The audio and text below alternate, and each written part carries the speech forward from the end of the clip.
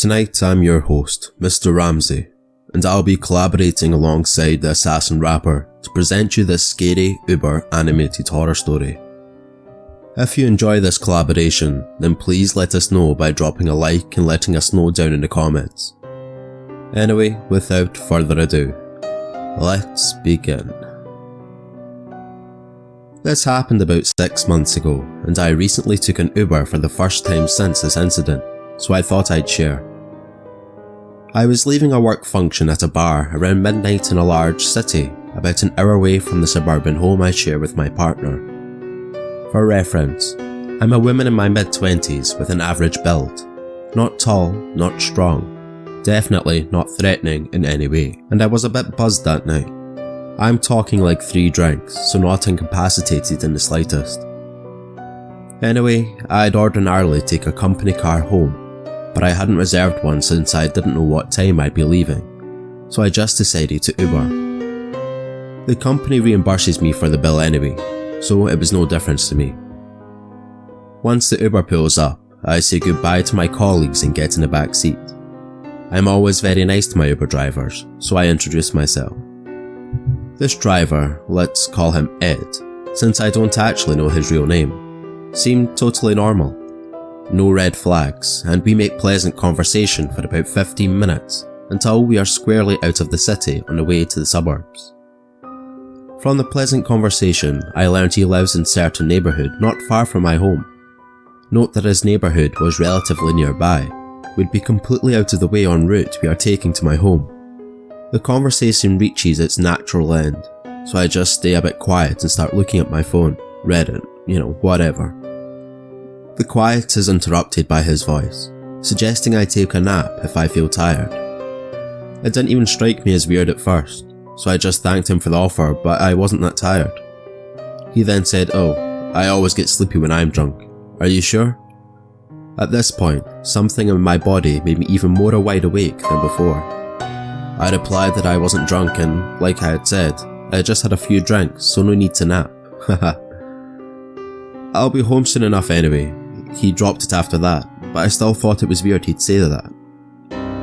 About 5 minutes later, he says that the highway had some weird construction going on, and that the single lane traffic ahead would make my trip way longer than it needed to be. He asks if it's okay to take another route. I oblige, already on edge and just wanting to be at home. My partner calls at that moment, asking when I'll be home, and I make sure to make it very clear I was talking to my significant other. Something was weird about this guy, and I wanted him to know that someone is expecting me at a specific time and knows where I am.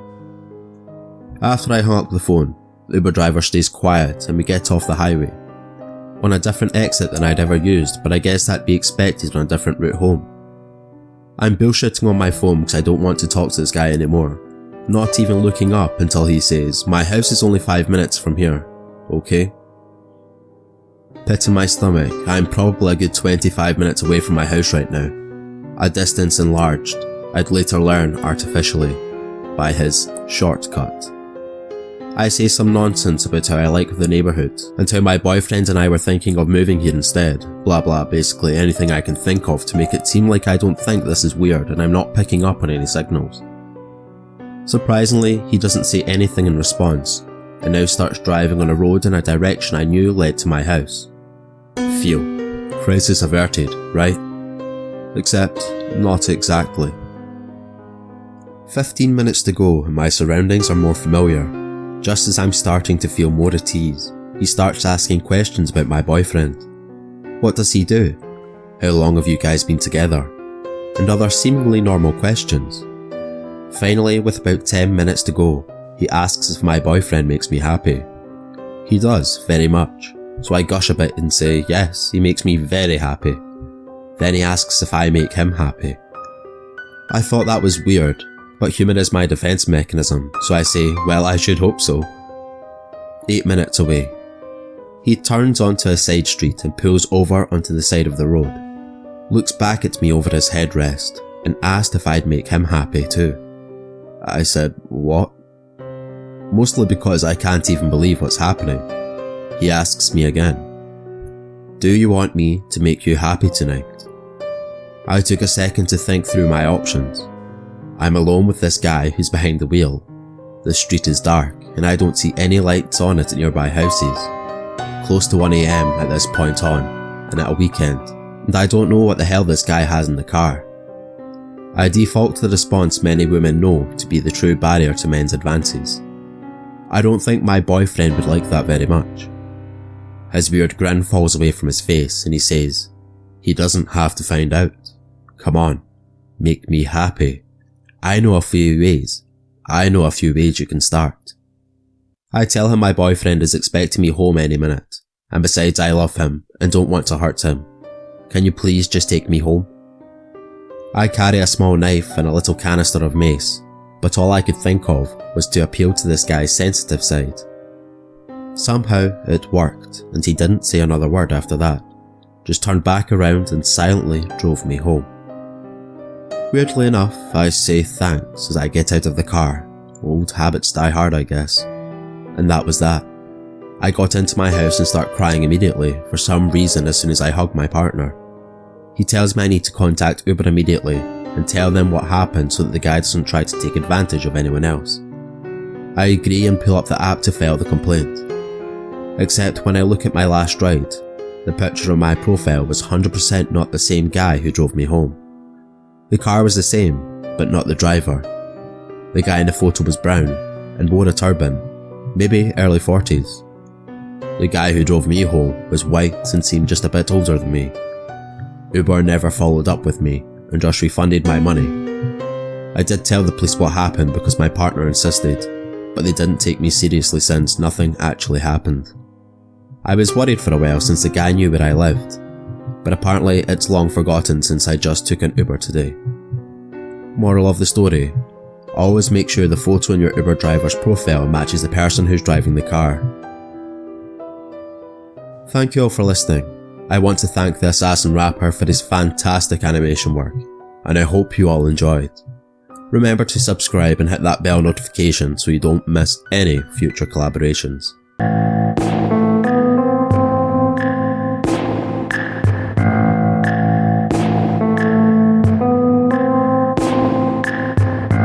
Sam was on social media for a few years now, but didn't get half of the views he would have liked. He decided to hatch a plan to gain loads of followers and viewers. His plan consisted of him driving a taxi that he usually does, but something different for a live stream. He rigged the taxi with lots of cameras to film his customers. He had something very different planned for them. That difference was that he would have a needle in the back seat full of poison, and each customer who gets in would be killed from the poison going into their back. The needle tips were spread all over the back, so no matter where they would sit, they would get jabbed. He murdered about 10 people when his live stream went up to about 100,000 views. The local sheriff of Sam's town got tipped off after the 5th person was killed, so he was tracking the car by people giving tips of what was in the background of the live stream, giving away where it was originating from, even though Sam was constantly on the move apart from stopping for customers. The viewers helping the police eventually knew Sam seemed to be driving to his house. A while later there was a SWAT team outside Sam's house, and they knew from the live stream he was in the garage. He could see he was holding a gun up to people, and the SWAT team broke the garage door down and shouted, "Stop!" Sam jumped with fright, and one of the police officers' guns went off and shot Sam between the eyes. Then 10 of his victims came out shouting and screaming. The detective was relieved the poison in the needle didn't kill them, but must have just put them to sleep.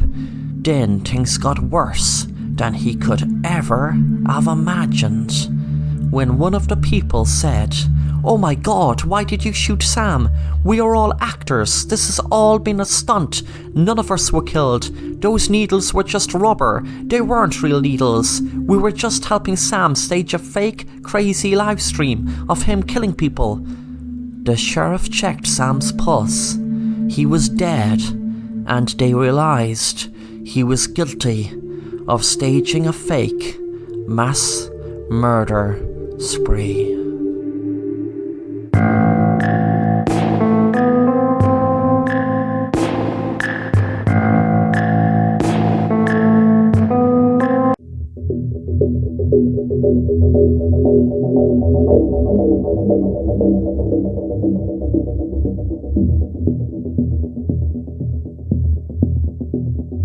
Jake was looking forward to fly across the Sahara Desert because he knew he had to in order to go to where he was going in Africa. Everything was going smoothly and the flight was even practically turbulence-free.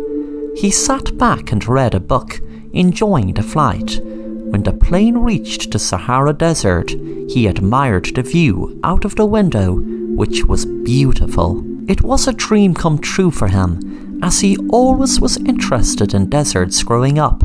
He wondered what would it be like actually down there walking around. Suddenly the plane made a certain jerk. Everyone got a start, but when the plane started flying as normal again, they relaxed again and enjoyed the flight until a few minutes later there was a huge explosion and the plane made a dive into the desert. Within what seemed like minutes but must have been only seconds, the plane crashed into the desert. There was another big explosion and sounds of the passengers screaming. The heat of the desert was exhausting and terrifying, and within a few days the water and food in the plane was gone. Jake and the rest of the passengers were losing hope of any help coming. People were dying from heat exhaustion and hunger now. He knew that you could go longer without food than water. Well, he thought so anyway. He was feeling confused, as so were the rest of the passengers. Everyone survived the crash, but now ironically they were all afraid they were going to lose their lives from hunger and heat exhaustion. I have an idea how we can get food. Everyone looked at him, wondering what he was going to say, anxious as to know what glimpse of hope he could possibly provide by saying he had an idea how to get food. Then he spoke again. There is a coffin on the plane. It is being brought over for a funeral. Everyone sighed in disgust, but within 30 minutes, the passengers gathered around the coffin, ready to start eating the corpse. Thanks for watching The Assassin Rapper, and if you enjoy the content then make sure to subscribe and hit the bell to be notified of new content.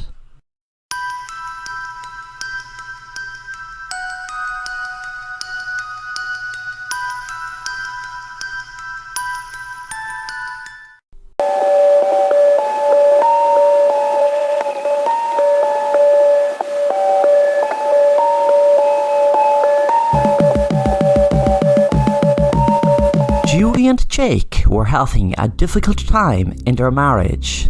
They decided to take a train journey across America.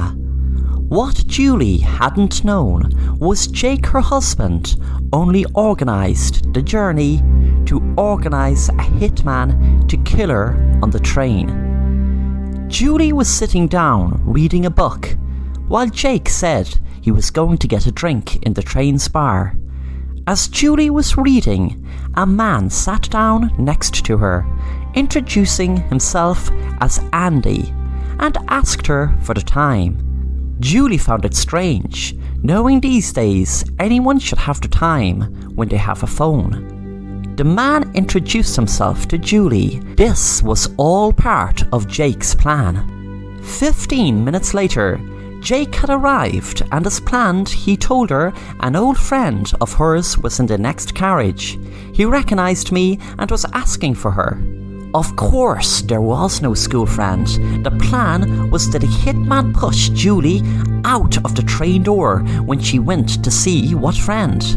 Jake hoped she'd take the bait and smiled when she did. Julie walked towards the door. Jake would have loved to have watched it happen, but knew it would be too obvious. The hitman was wearing gloves and an aesthetic face, just in case there were cameras they missed scoping the train out a few days ago. Jake had planned to walk up to the next carriage in about 15 minutes to get clarification the job was done. He was about to walk into the next carriage when the man said, "Hi sir, nice journey, isn't it?" Jake smiled, knowing those were the exact words he was meant to say. Jake replied, "Is the job done?" The man said, "Well, I got to chat a lot with your wife. She seems a very nice lady," but most importantly, he was looking behind Jake's shoulder at this moment. Jake turned around to see what he was looking at, and with his shock, he saw Julie staring at him with hatred in her eyes. The man continued to speak. "More importantly, your wife. She seems to be a very sweet lady, and may I say, a very beautiful lady." Jake was dumbfounded and said in a confused tone, "What's going on here?" Julie spoke. "Let me explain. And this hitman here who goes by the name of Andy, which I call Andrew, is not just a regular hitman. We have been dating for the last 6 months. Wait, should I change that to we have been having an affair for the last 6 months?" And she gave a sinister smile. Jake didn't know what was happening. He spoke quietly so no other passengers could hear him. "What is happening here? How do ye know each other?" Andrew explained. "When you first made contact with me, did you not realize it was me who first made contact with you?" Jake still couldn't understand how a hitman he hired on the dark web could have been having an affair with his wife he ordered to kill before he even made contact. Jake said, "Wait a minute. You said you made contact with me first." Suddenly Andrew said, "Well, we told a tiny lie, but it's not about me making contact first." With that, Andrew pulled off his prosthetic mask, revealing the face of their marriage counsellor they had for the last 6 months. It was Andrew and Julie were having an affair, and because of Julie not trusting her husband, she checked his phone one time when he left it on the bed for 5 minutes while he shaved. Just as he left, she picked it up in order to not have to put in any code that she knew she wouldn't be able to guess. He'd just been on it, so she didn't have to put in any access code. She went through it and came across a text that said all the information and money needs to be transferred to this email address. I will have the job done once the money is sent through Bitcoin to this account. Julie had no idea what it was, but sent an email saying, "I will send the money, but I need to know exactly what you're going to do. I need to know exactly every detail of what I'm paying for." Julie changed the real email, so no matter what email Jake sent would not get sent and would not be received by the hitman. But she changed it by adding a dot that was barely seen. But Julie kept contact and brought the hit forward, of course, with the real hitman thinking he was in contact with Jake. Julie had been on the train waiting for the hitman to arrive, and when he did, there were undercover police ready to arrest him as soon as he asked for the time. They waited until a guy with a prosthetic face of Jake clarified with the hitman did he finish the job. Then the undercover police moved in. The real Jake was shocked to learn that the hitman was arrested a week ago, and he was going to be arrested now. Julie looked at him and said, "You son of a bitch."